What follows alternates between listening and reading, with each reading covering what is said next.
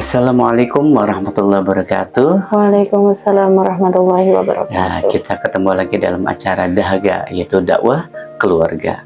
Oke, hari ini kita kedatangan bintang tamu, yaitu Ummah. Ya. Assalamualaikum. Waalaikumsalam. Lupa suami istri, cium tangan dong.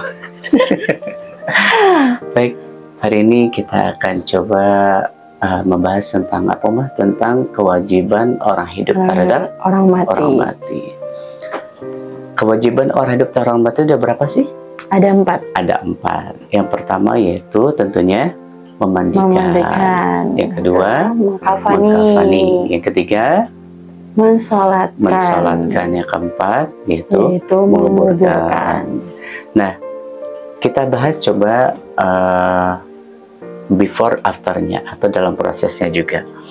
Yang pertama, ketika ada yang meninggal, maka 4 hal ini wajib kita lakukan, yaitu hukumnya fardhu kifayah, artinya harus ada yang melakukannya. Jangan sampai ada yang meninggal tetangga kita diamin aja. Nah gitu, itu jangan diam-diaman, makanya perlunya akur sesama tetangga sama saudara. Perlu gitu. Ya itu akur. Jadi ya, kalau kita meninggal, ya masa sih cuek-cuek aja, disuruh mandi sendiri, pakai baju kabur sendiri. nanti orang-orang.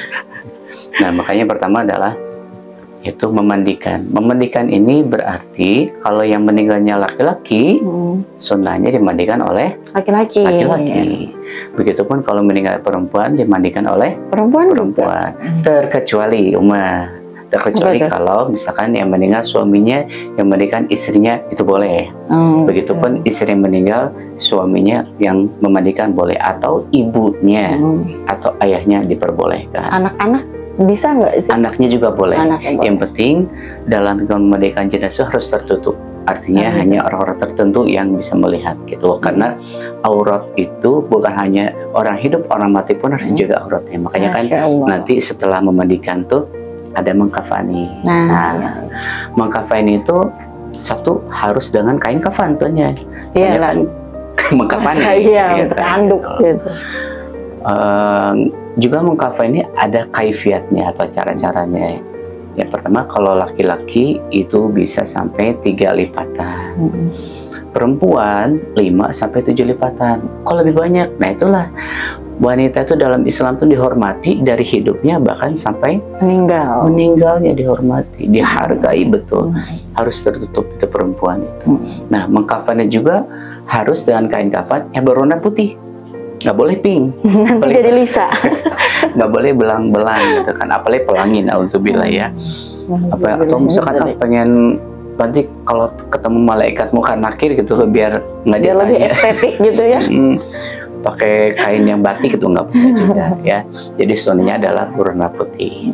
Kemudian yang ketiga yaitu mensolatkan.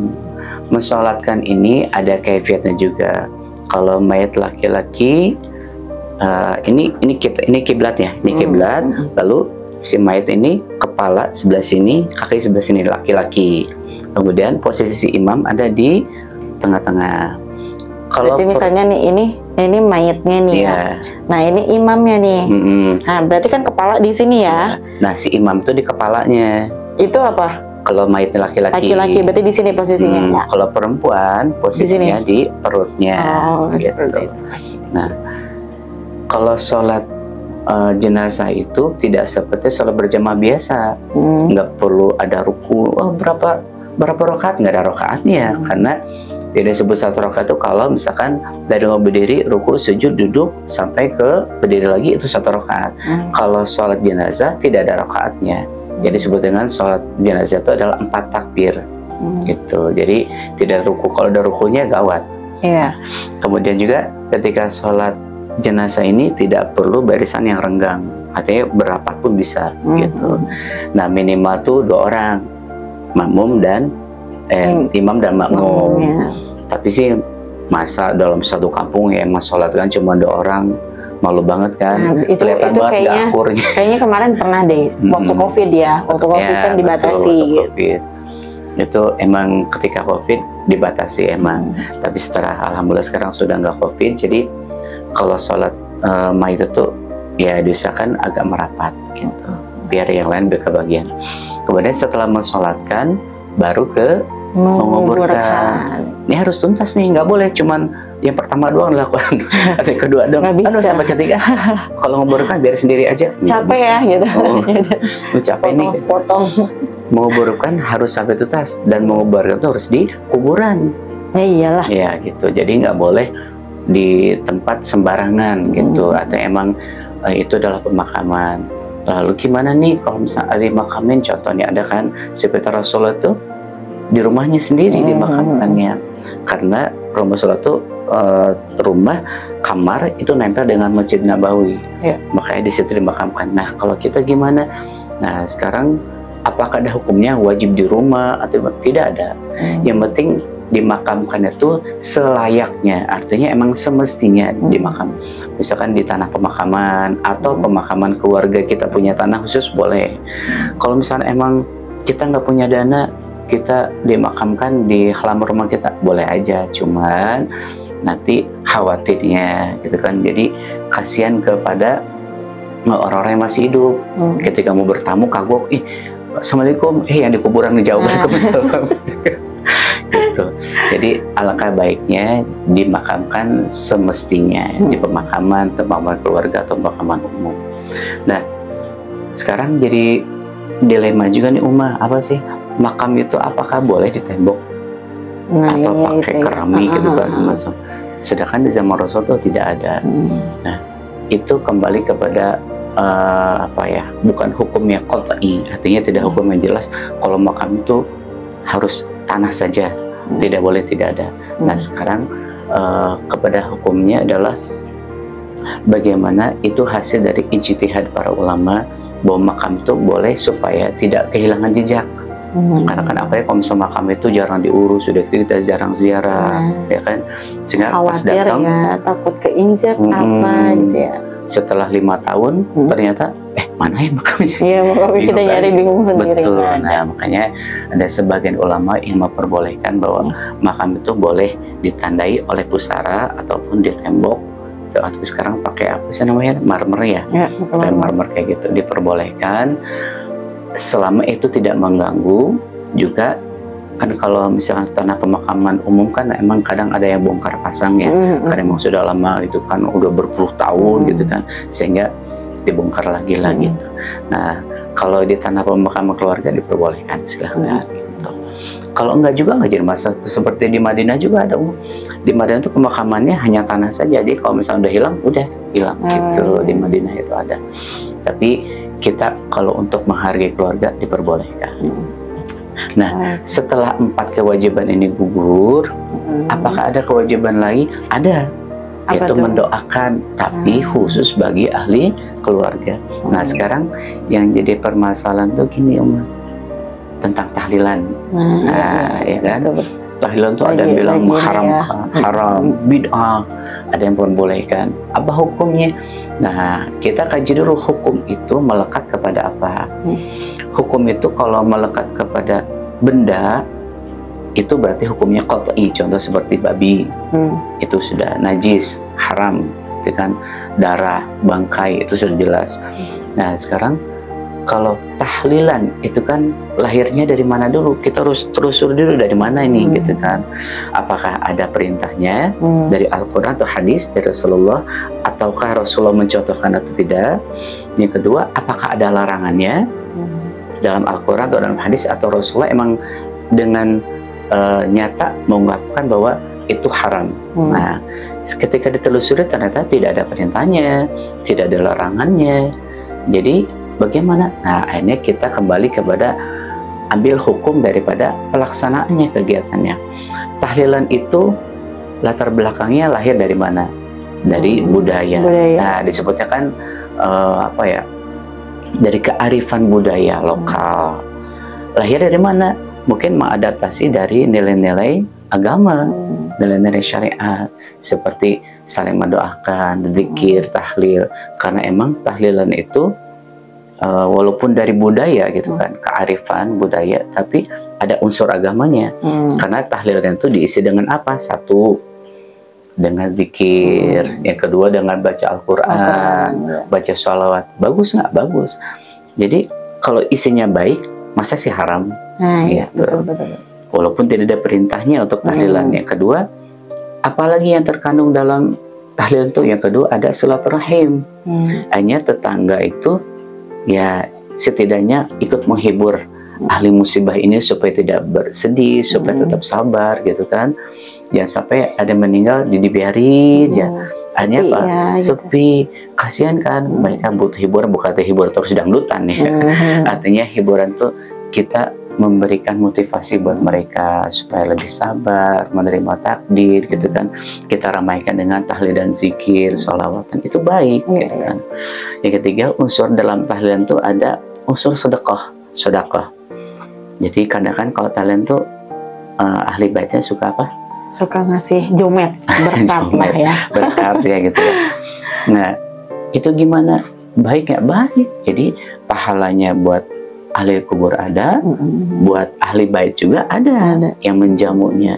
Jadi sedekahnya tuh luas. Nah, sekarang yang jadi polemik itu begini, Uma. Apakah diharuskan tahlilan kalau ada yang meninggal? Tidak. Kalau misalkan ada yang meninggal, maaf nih, contoh misalkan, saya emang nggak mau tahlilan, boleh, nggak jadi masalah, karena emang tahlilan itu nggak wajib, itu kan, tidak ada perintahnya, tidak ada larangannya, melakukan silakan, tidak melakukan juga tidak apa-apa. Nah sekarang kalau misalkan, maaf, kalau dia nggak punya uang tapi pengen tahlilan gimana? Nah makanya diusahakan ketika kita ada yang meninggal lalu kita takziah, itu kita ngamplopin. Artinya kita menyumbanglah, bersedekah ya. Ya sampai ini mau ke tempat pernikahan, 50.000, 100.000. Besar ya, lebih besar. Bagian yang membutuhkan nih, yang sedang musibah 2.000. Itu kan terbalik harusnya. Yang kena musibah harus lebih besar, juga lebih ikhlas tentunya ya. Nah, kemudian dari hasil uang takziah itu kan bisa membantu mereka nih buat proses pemakamannya, atau mungkin barangkali si sohibul misal atau ahli kubur ini punya hutang yang belum terbayarkan, kan terbantu tuh. Nah itulah pentingnya keluarga, tetangga, saudara itu membantu gitu. Jadi bukan cuma sekedar mengurus kewajiban 4 yang tadi, tapi juga harus membantu, meringankan, memudahkan segala urusannya. Jadi pahalanya itu semua kebagian Allah. Nah sekarang jadi kalau ada yang itu bid'ah, tidak, bid'ah dari mananya gitu. Tapi kan banyak sih ya sekarang tuh kayak orang yang meninggal itu seperti hajat gitu ya. Betul. Nah apalagi kalau misalkan kayak orang yang kurang mampu terus meninggal gitu, ada salah satu keluarganya yang meninggal dan kayak sepi aja gitu, nggak ada yang kayak gimana, terus kayak tahlilan tuh sudah kayak seharusnya atau semestinya dilakukan. Nah gitu. Wajib. Rata-rata seperti itu ya. Apalagi kalau di kampung-kampung kan. Kalau di kampung rata-rata masih kental banget ya. Sekarang apakah tahlilan harus 7 hari? Enggak juga. Mau sehari boleh. Yang penting sebetulnya adalah doa dari ahli keluarga itu sendiri. Nah sekarang kalau budaya tahlilan jadi budaya bagus, tapi kalau sampai diwajibkan itu tidak boleh. Ya. Harus ikut tahlilan, kalau nggak tahlilan dosanya itu yang jadi salah kaprah. Gitu. Mungkin jadi kalau misalkan kayak ajakan, ayo tahlilan, mungkin itu mengajak karena untuk menjaga silaturahmi. Tapi kalau sampai mewajibkan itu yang nggak boleh. Artinya harus ikut gitu. Kalau nggak ikut tuh nanti kamu malu, tidak. Jadi tahlilan itu yang penting adalah doanya. Gitu.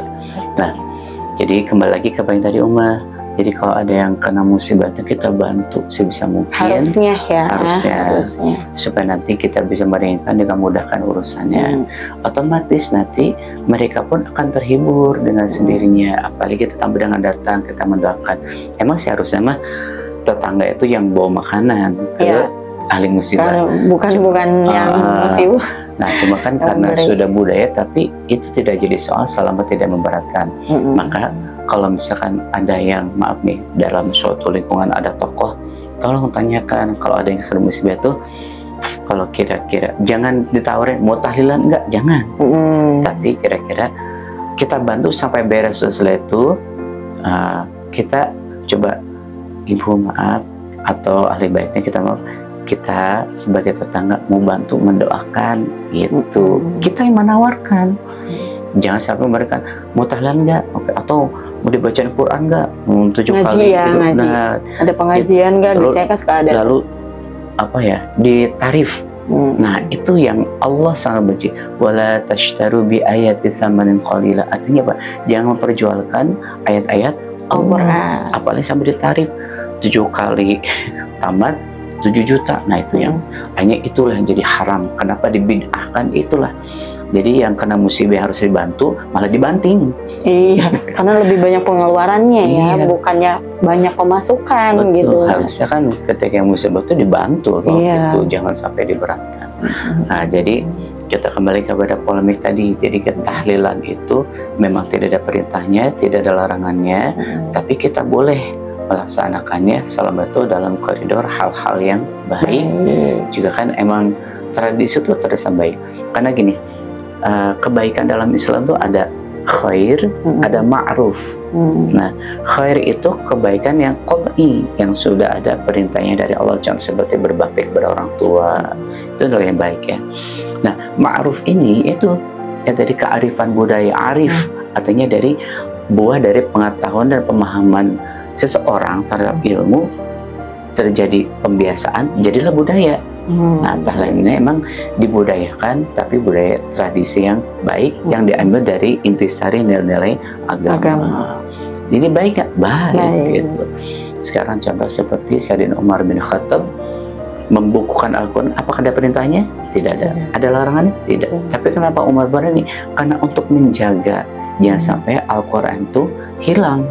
Nah, maka dibukukanlah gitu. Sama seperti itu. Artinya apa? Itu dari buah dari ilmu pengetahuan dan pemahaman terhadap nilai-nilai agama. Jadi gitu, semuanya saudara-saudara yang hebat. Jadi kalau ada yang meninggal, sebisa mungkin kita meringankan ya, lumayan kita bantu sebisa mungkin, tapi tidak memaksakan juga. Kalau memang kita nggak ada, yang minimal kita bantu dengan tenaga, gitu kan, dengan pikiran kita. Jangan sampai kita nggak punya apa-apa, apa tuh saya enggak. Semua kita punya potensi ya, apalagi yang punya. Nah itu tetangga kaya, flexing kesana kemari. Bagian ada meninggal, ada kesusahan, tetangga nggak makan 3 hari 3 malam, kita cuek. Dosanya itu luar biasa, Oma. Jadi jangan sampai kita kita nggak peduli terhadap orang sekitar kita. Karena tetangga yang baik itu adalah tetangga yang tahu keadaan tetangganya sendiri, terutama yang paling dekat. Baik, gitu jamaah semuanya, sahabat-sahabatku, ketika ada musibah kita harus ada barisan paling terdepan, gitu. Jangan sampai kita ada musibah kita malah berdebat hukum, tapi justru jangan permasalahkan hukum. Islam itu meringankan, tidak memberatkan, memudahkan dan tidak menyulitkan. Jadi jangan hanya orang-orang tertentu. Berat itu karena satu tidak terbiasa, yang kedua belum paham ilmunya. Kalau sudah paham ilmunya itu akan lebih fleksibel. Nah, ada juga golongan yang fanatik, udah A banyak, B gitu. Nah, kita nggak perlu mempermasalahkan, silakan amalukum gitu. Yang kamu pahami itu silakan kerjakan. Kayak sholat kan, sholat subuh ada yang kunut nggak kunut, mau pakai kunut nggak apa-apa, nggak jadi masalah. Yang penting sholatnya menghadap kiblat, sama dong. Kita cari persamaan, ya cari perbedaannya. Sama-sama menyembah Allah, sama-sama menghadap kiblat, ya kan, imamnya satu, sama kan. Nah, kalau kita sering mencari persamaan dari perbedaan, maka kita akan rekat tali silaturahim dan ukhuwah Islam ya. Tapi kalau selalu cari perbedaan, apa cari kesalahan orang? Kadang kan betul-betul gini, dia beda ya. Kok ini ya, gitu. Kayaknya kita sering banget ya, Ma ya. Kalau kita ngeliat yang beda tuh kayaknya, harusnya bukan gitu deh. Gitu kan, bener nggak? Dalam sehari itu pasti kita akan menilai orang lain. Dan sayangnya kita malah jadi lupa kepada jati diri kita sendiri kan, gitu. Padahal udah orang mau sholatnya, maaf contoh ada tahiyat yang begini-gini kan, nggak apa-apa, silakan itu Mbak. Jangan sampai sebelum banget ini kasih jempol, kalah lu. Malah jadi jangankan sholat, kadang berpenampilan pun ya, itu bisa jadi bahan pembicaraan yang sangat luar biasa. Jadi beda itu emang udah fitrah gitu kan dari Allah. Emang Allah menciptakan sudah fitrah berbeda. Jadi kalau siapa yang paling Indonesia ya umat Islam tuh udah kenal Bhinneka Tunggal Ika tuh dari dulu, kan udah tahu beda itu adalah fitrah, beda itu adalah rahmat dari Allah, dan beda itu indah loh. Sekarang Baba sama Oma beda kan, laki-laki beda. Coba kalau sama, nanti anak kita nanti jadi pelangi kita. Gitu. Ya, jadi ingat, jangan memperbesar perbedaan, carilah persamaan supaya kita bisa satu tujuan, insya Allah. Amin, insya Allah. Baik.